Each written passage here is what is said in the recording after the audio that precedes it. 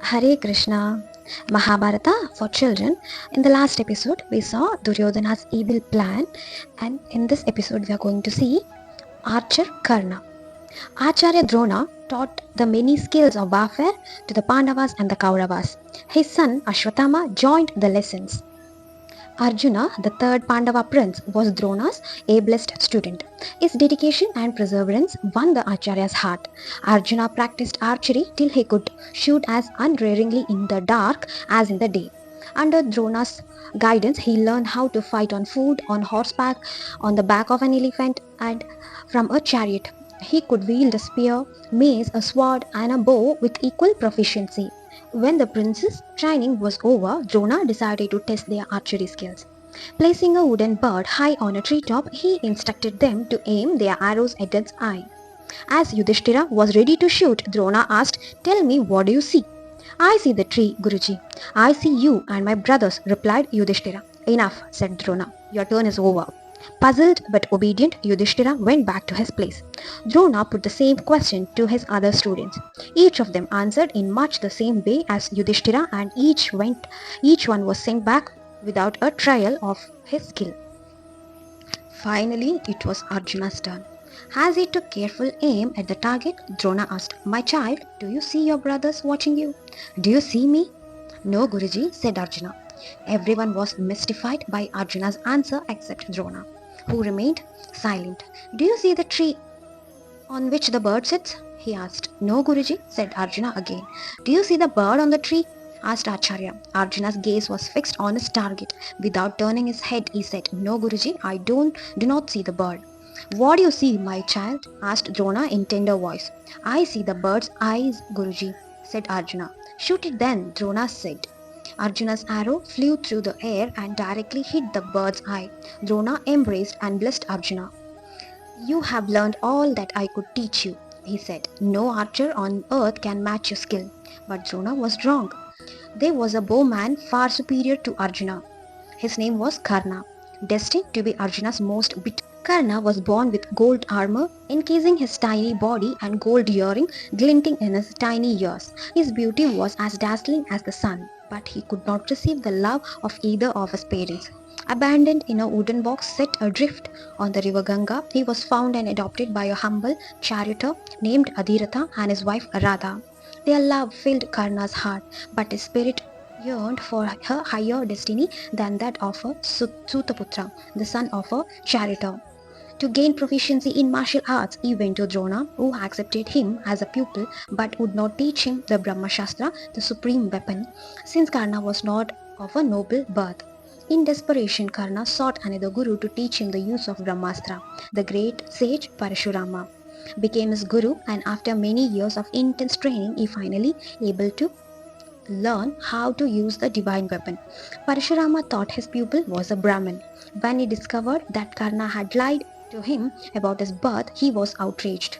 "You have learned the Brahma Shastra from me by unfair means. I curse you," he thundered.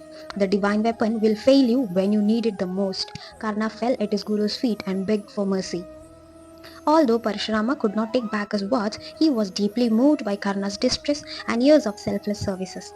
He decreed that despite the curse, Karna would be remembered as the greatest archer and had ever lived. The training of the Kaurava and Pandava princes drew to a close, so Drona arranged a demonstration of their skills for the king and the nobility and the residents of Hastinapur. The sounds of beating drums and blowing trumpets, Drona entered the arena clad all in white. He was as stately as the moon. The princes followed him, shining like stars. Bowstrings twanged, swords flashed, and mace thudded against their targets. But no feats could equal Arjuna's. The arrows created fire, thunderclouds, and rain. On foot, on horseback, in every posture, with every weapon, Arjuna outshone all his illustrious brothers and cousins. The day was his. But before it was over, into the arena strode the only warrior who could challenge him, tall, majestic Karna. In his armor of gold, bettered all Arjuna's feats with great ease and challenged him to single combat. The two young warriors faced each other like hungry lions, and the crowd grew tensed and excited. Kunti, mother of Pandavas, when she recognized Karna, the sight of his golden armor and the earrings, which were a gift from his father, the sun god Surya, pierced her like an arrow.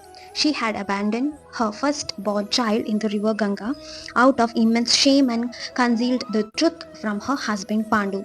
She bore Pandu 5 sons with the help of divine mantra by which she could have the sons of any god, but the secret of her being a mother as a maiden and abandoning her beautiful baby boy still burned her heart. My son, she murmured now as she looked at the handsome youth.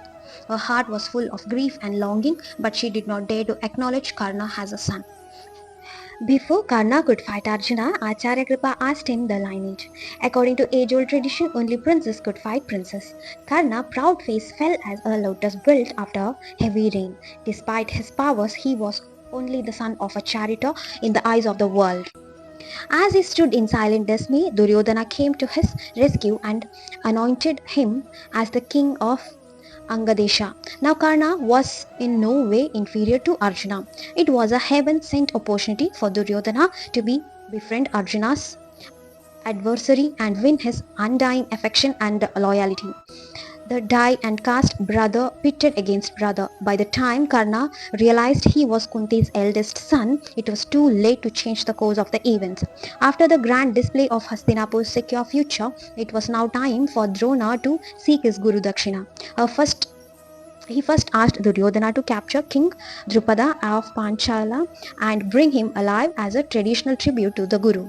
Duryodhana set out with his brothers to capture Drupada but returned empty-handed. It was Arjuna who succeeded in subduing the fiery king and brought him before Drona. Drona looked at the man who was once his dearest friend, but wealth and power had changed him when he became king. He disowned the old friendship, declaring it possibly only between equal, and revealed Drona as a penniless Brahmin. Not having forgotten the insult, it was now Drona's turn to tilt the scales of the fortune or in his favor. He returned Drupada half of his kingdom, retaining the other half to maintain equality and restore the broken friendship. Friendship with Drona was the last thing King Drupada wanted. Burning with anger and humiliation, he vowed revenge and prayed to the gods for a son who would one day kill Drona and a daughter who would marry the great warrior Arjuna. Now let us wind up chapter 4. In the next chapter, we are going to see Draupadi's Swayamvar. Radhe Radhe.